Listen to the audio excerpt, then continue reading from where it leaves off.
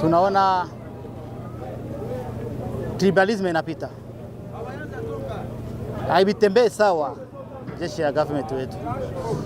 Ndio kwa maana tunaona lazima tujiunge na M23 juu tutengeneze nchi iende sawa. Na M23 pamoja tujiunge nao, tupate siasa yao, tutengeneze kazi mzuri na tugomboe nchi yetu ya Kongo. Mpo wanajeshi wangapi kutoka Kivu Kusini? Kwa sai tuko 80 na kiasi. Na wakati mmekamatwa, je, kuna dhulumu mmepata ama kupigwa ama imekuwaje mpaka mkashikwa? Volontaire. Ndio nilifika mwenyewe, hakuna kenye nilifanya au kupiga hata msijeshi moja, ilikuwa volontaire. Mlikamatwa wapi? Barabarani ama mmetafutwa katika manyumba zao? Hakuna, haina katika nyumba watu. Tulikuwa Bukavu, tukakamatiwa Bukavu, wakatuita, tukakuja kujiunga nao pamoja. Kuna mtu fulani ambao unaweza kutoa, kwa sababu Goma hapa kuna wengine wanajeshi bado nao wanajificha, wanaogopa? Lazima yenye nitaweza sema na wajeshi ambao wanajificha wasijifiche. Hii chama ni chama ambayo itasaidia Kongo na itagomboa Kongo, na tujiunge nayo, ni lazima tujiunge nayo. Wote watoke nyumbani wajifiche. Utajificha kwa bibi hadi saa ngapi? Watokea kwa bibi yako na watoto, unajua utajificha mpaka wapi? Lazima mimi nawapatia condition kunsa batoke, tuende tufanye kazi na wenzetu pamoja na tugomboe nchi yetu ya Kongo. Umeona mumeenda kwa M23, lakini nataka kujua first time mtaenda kwa M23 mmefanya kazi pamoja na government. Nao mmetoka. Hiyo kazi mmefanya na government, mmeona ni mbaya, ni ya kweli? Kwa sababu nasema leo natoka. Sisi tumetoka kwa government. Haya kazi ya government ambayo tuko nafanya haiendeke mzuri. Kazi inaendeka mbaya. Lazima kuitengeneza kazi. Maana mimi sasa tutatengeneza kazi pamoja na kugomboa nchi, tugombe sisi wote pamoja, tutengeneze kazi pamoja. Kitu gani unawaza watafundisha mpya wa jeshi wenye mlitoka nao? Sisi kwa sasa ya mpya tunajua yote. Ni kwa ideology kufanya recyclage kiasi. Ile recyclage kimalizika, tunaingia mu ideology moja na wenzetu na tunaanza tumika pamoja. Niko swali ndogo. Sasa simuogope, ni nani anawalipa pesa za kufanya kazi? Unaona jeshi, polisi wanawalipa. Sasa wanawaambia tuko pesa za kuwalipa, lakini ni kufanya tu voluntary. Tunaenda tumika ni volontaire. Kufika tunaenda tumika kazi ni volontaire. Haina juu ya pesa wala kitu kiasi moja. Watoto wanakula nini? Wa mama nyumba hakuna kulipa, unafanya kazi sasa, mama hakuna kupata pesa za kusaidia watoto. Wataishi wapi? Lakini kuna majeshi ambao wakati M23 iliingia Bukavu waliamua kukimbia Uvira na kwenda fasi nyingine. Kwa nini wewe binafsi na wenzako mpenda muende nao? Kama walikimbia d'abord, wale walikimbia ni watetre, ni roho mbaya. Juu ulikimbia unajua makosa ambayo ulifanya. Mimi sijui, sina na makosa lolote, nitakimbia nini? Na maana sikukimbia. Nilichunga, nitatumika nao juu sina na kosa lolote. Wanatumika na bataillon gani, unité gani pale Bukavu? Nilikuwa tumika mu 15 régiment comme commandant régiment. Majina? Ngaja Dukba Didier. Pardon? Ngaja Dukba Didier. Colonel Ngaja Dukba Didier. Quand les rebelles ont pris la ville de Bukavu, quelle était la situation? Y avait-il beaucoup de violence? Y avait-il beaucoup de morts? Y avait-il pas beaucoup de morts? Ils sont entrés bonnement, sans problème, mais des cas isolés ne manquent jamais. I ask you, how long have you been an officer in the Congolese police?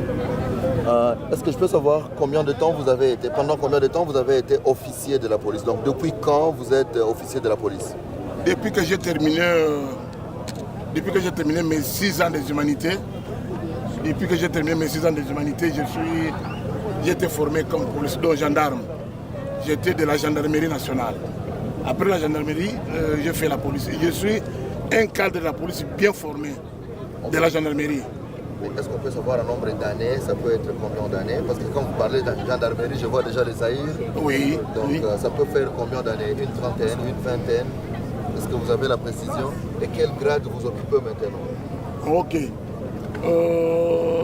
Je suis dans la gendarmerie depuis 1984. J'étais un jeune gendarme après mes 6 ans des humanités. Et je suis allé faire l'école supérieure de la gendarmerie de Matete à Kinshasa. Et pour le moment, je suis un colonel. Je suis colonel dans la police, ce qu'on appelle le commissaire supérieur principal. Joseph. Umaze imyaka ingana iki mu gipolisi? Depuis 97 muri afideli. Yego. Wagiye mu gipolisi ungana iki ubwo? Nagiye ndi mukuru. Nagiye ndi mukuru muri afideli, impinduka za afideli kandi z'amahinduka izi ngizi nibwo twagiye muri polisi. Okay. Twakora formation, twagiye muri kadete kamina, tuve muri kamina kadete tuje Kinshasa Malu, niyo twarangirije. Niyo mwarangirije. None afana nagira ngo nkubaze, urabona hano muri kumwe n'abapolisi benshi n'abandi bantu benshi mufashe ikemezo cyo kugenda. Ndagira ngo mbere yuko wenda bigera ku munsi waho mugenda, ubuzima bwanyu muri aka kazi k'igipolisi by'umwihariko niba ntibeshyura umunyamurenge. Twari turenganye kabisa. Mwari mubayeho mute? Duhishushe kugira ngo abantu tubayeho nabi, twari tubayeho bafunga n'utarafunzwe nawe yaragowe. Parce ntabwo twakoraga parce hariho discrimination ishi. Yatangiye ryari? Kuva ibi ngibi nyine bitangiye ako n'ubundi nyine baraturenganya ariko n'ubundi urumva twari turambiwe n'ubutegetsi buhari. Turambiwe n'ubutegetsi buhari, twari dutegereje ko nyine twobara imbere kugira ngo natwe turebe ko twubaka abantu kabandi. Ubwo ndimo ndibaza niba we nk'umunyamurenge bene wanyu ruguririya bararwana muri iyi minsi mike, navuga ngo habaye ibyago bikomeye ko wari ubayoboye yapfuye makanika, ariko hari amakuru y'iwanyu ruguru urimo kumenya uko abantu babayeho n'ibibazo biri uko bingana. Ruguru iwacu abantu baragowe cyane. Naje ubwanje nakorera Kavumu, komanda batayo ansego ikavumu. Ariko naje navuye Kavumu mbere bitararangira kuko bari bambushije kukundi cyavuga ngo bagomba gutangiriraho. Bande bagomba kukwica abasirikare n'abapolisi bagenzi bawe. Muri korana bavugaga ngo bashobora kunica ngo bagomba gutangira kuko nsa n'abandi. None ukuvuga ngo M23 yahageze n'undi warahunze utakimukora. Nahuze nagiye Bukavu. Navuye Kavumu. Abandi bagenzi bawe ngize cumwe mpavuye. Uvuga ngo uko babateraga mwe mwagiraga ibibazo cyane, warishaga n'ubundi ntabwo twisanzuraga nk'abandi bapolisi. Ubwo nibazaga impamvu nyine M23 yaje kabasanga. None impamvu yaje kadusanga n'abandi nabo bari bacitse nyine bose ubutegetsi bwari bubi, ntabwo bari badufashe neza twese dans l'ensemble ka polisi ntabwo twari dufashwe neza kabisa. Igipolisi muri rusange ko harimo n'andi mu nayo impamvu bicariye bose ni impamvu bisigariye kabisa. Impamvu bisigariye bategereje twanye tuhamagara turabwira ngo wese mu mazu. Abagiye baragiye nyine ariko bataragiye twababwiye ati mu mazu tacu bazabatwara. Hano harimo abagore barimo kurira, hari abafite ubwoba bakeka ko nimugerayo bazabica. Abana babo barimo bararira hano bareba base bari muri ubu bwato. Ntawe ufite impungenge zo kwicwa. Abapolisi bo ntazo bafite. Nta kibazo. Usibye imiryango yabo ko hari abarimo kubareba bakarira. Kubera nyine ko abana n'abagore nyine baba basigaye tudahembwa tena tutahembwe, ariko ntawe ufite ubwo gupfa kabisa ntawe. Turagira ngo muduhe ishusho ngari y'aba bantu uko babonetse naho bavuye.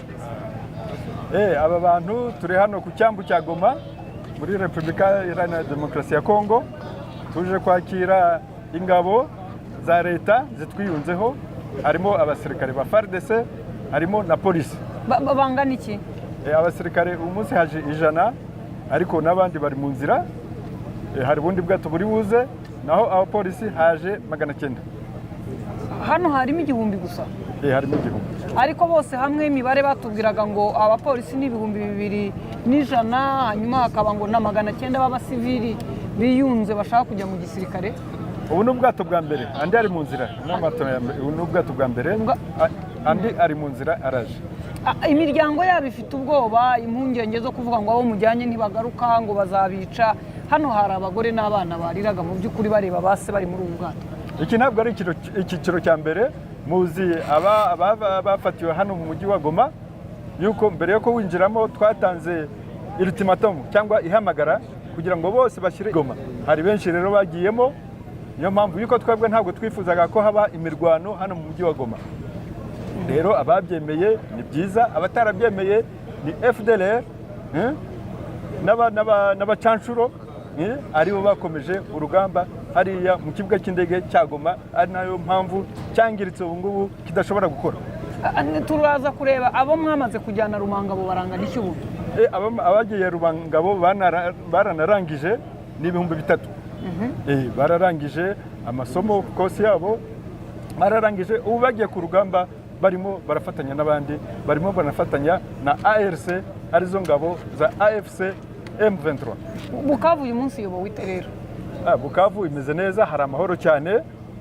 Abariyo natwe twagezeyo twarabibonye, hari amahoro, hari umutekano, ubuzima busanzwe bwaragarutse. Amasoko ararema, bakoze amasuku, bakoze umuganda Sarongo, basukura umujyi wabo, ubu ngubu hameze neza cyane. Ikibazo cya nyuma nsorezaho, ibiganiro byabereye Tanzania byasabaga ko M23 ihagarika imirwano kandi igahagarikira aho yari igeze, ariko uyu munsi ibigaragara muracyarwana. Twabonye munavuga ko mugiye kwiyunga kuri twirwaneho, bivuga ngo twirwaneho nayo ibaye umutwe noneho w'inyeshyamba urwana, ntabwo bakiri abasivili n'abasirikare bivanze bitabara. Iki kintu muragisobanura mute mukomeje imirwano mu gihe abakuru b'ibihugu bemeje ko muhagarara? Twebwe urabizi kuva ku ntangiro dusaba ibiganiro bitaziguye imbona nkubone hagati yacu na guverinoma, ariko guverinoma niyo yinangiye. Twebwe kugeza uyu munsi turacyasaba ibiganiro, twanasinye n'agahenge imbere y'umuhuza perezida wa Angola ku itariki 7 z'ukwezi kwa gatatu umwaka wa 2023. Ako gahenge twagasinyeho, ariko leta yanze kugashyiraho umukono kugeza magingo aya, ndetse n'uyu munsi wa none numvise mu makuru ko Tshisekedi Chilombo yongeye kwinangira. Aba bapolisi n'abasirikare muraza kubahemba mute? Kubera ko byanga bikunda barakorera imiryango yabo, baravuga ko leta itabahembaga neza. Nimukora nk'ibyo idakora ntiza kujya yiba abaturage nayo igakora ibindi kugira ngo ibashe kubaho, cyangwa murabahemba? Ubu ngubu turahari, nitwe leta iriho aha ngaha. Turakora rero byose ibisabwa kugira ngo umukongomani wese abone igishoboka. Bivuze ngo murabahemba? Tuzabahemba. Bimeze neza, hari amahoro cyane. Abariyo natwe twagezeyo twarabibonye, hari amahoro, hari umutekano, ubuzima busanzwe bwaragarutse. Amasoko ararema, bakoze amasuku, bakoze umuganda Sarongo, basukura umujyi wabo, ubu ngubu hameze neza cyane. Ikibazo cya nyuma nsorezaho, ibiganiro byabereye Tanzania byasabaga ko M23 ihagarika imirwano kandi igahagarikira aho yari igeze, ariko uyu munsi ibigaragara muracyarwana.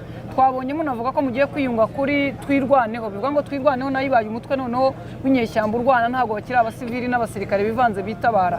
Iki kintu muragisobanura mute mukomeje imirwano mu gihe abakuru b'ibihugu bemeje ko muhagarara? Twebwe urabizi kuva ku ntangiro dusaba ibiganiro bitaziguye imbona nkubone hagati yacu na guverinoma, ariko guverinoma niyo yinangiye. Twebwe kugeza uyu munsi turacyasaba ibiganiro, twanasinye n'agahenge imbere y'umuhuza perezida wa Angola ku itariki 7 z'ukwezi kwa gatatu umwaka wa 2023. Ako gahenge twagasinyeho, ariko leta yanze kugashyiraho umukono kugeza magingo aya, ndetse n'uyu munsi wa none numvise mu makuru ko Tshisekedi Chilombo yongeye kwinangira. Aba bapolisi n'abasirikare